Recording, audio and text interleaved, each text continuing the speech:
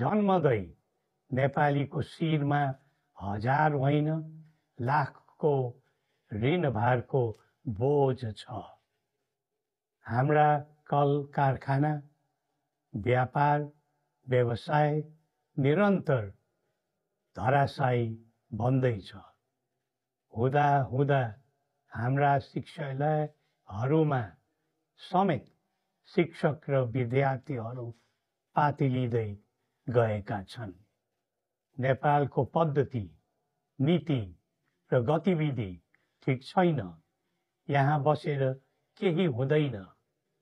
श्रम सिप चेतना र ज्ञान भएका हाम्रा नागरिकहरूमा त्यस प्रकारको भाष्य चलिरहेको छ। यस्ता कुराले प्रजातन्त्रलाई शोभनीय बनाउँदैन। प्रजातन्त्र आशा जगाउने प्रणाली हुनुपर्दछ।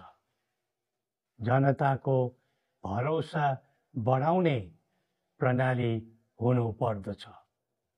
प्रजातन्त्र फल्दै फुल्दै जाँदा हामी सबैको भाग्य र भविष्य चम्कन्छ भन्ने भावना जागृत गराउने हुनुपर्दछ। तर 3 दशक यताको हाम्रो स्थिति यस्तो छैन। आम जनताको मुहारमा मुस्कान ल्याउने, जनतालाई खुसी र सुखी बनाउने, सबैले खोजेको र हामीले चाहेर रोजेको पनि त्यही प्रजातान्त्रिक व्यवस्था हो।